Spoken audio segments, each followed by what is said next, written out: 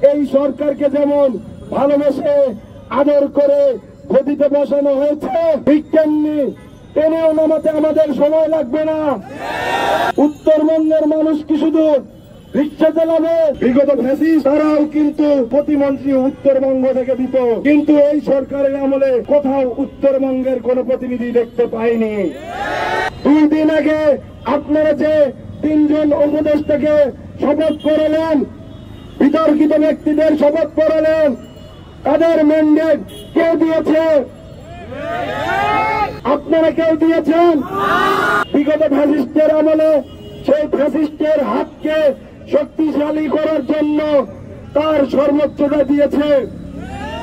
আবার আরেকজনকে দেওয়া হয়েছে যার নীতি হলো ব্যবসা। ব্যবসায়ী কখনো রাজনীতিবিদ হতে পারে না। জনগণের ম্যান্ডেট ছাড়া কোন প্রকারের কোন সিদ্ধান্ত নেই।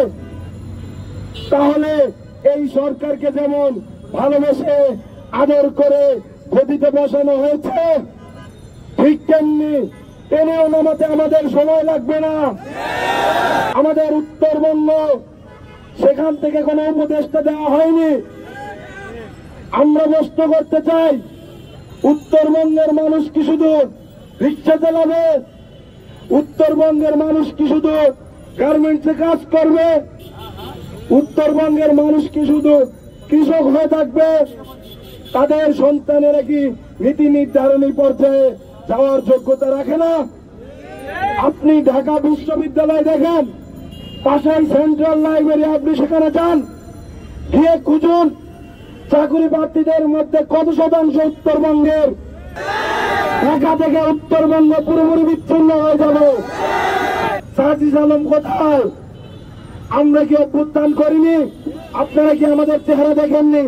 কিন্তু আমরা এখানে অত্যন্ত লজ্জার সাথে বলতে চাই, আমাদের নীতি নির্ধারণী কোন পর্যায়ে কোন প্রকার ম্যান্ডেট নেওয়ার তারা প্রয়োজন বোধ করেন না।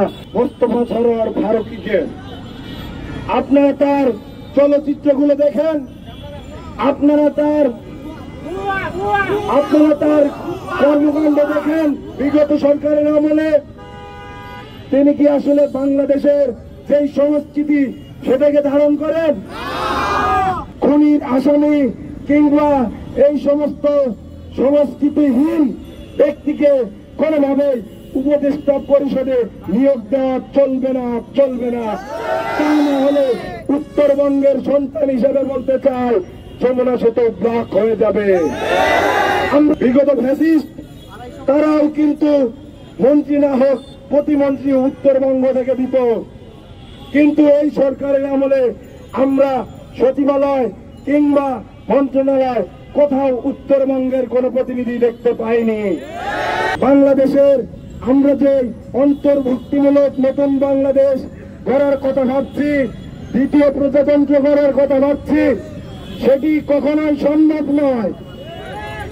তাই সরকারের প্রতি আহ্বান থাকবে, আমাদের চূড়ান্ত কোনো অ্যাকশন নেওয়ার আগেই আমাদের 2টি বিভাগ থেকে 2 করে মোট 4 জন উপদেষ্টা পরিষদে অবশ্যই নিয়োগ দিতে হবে।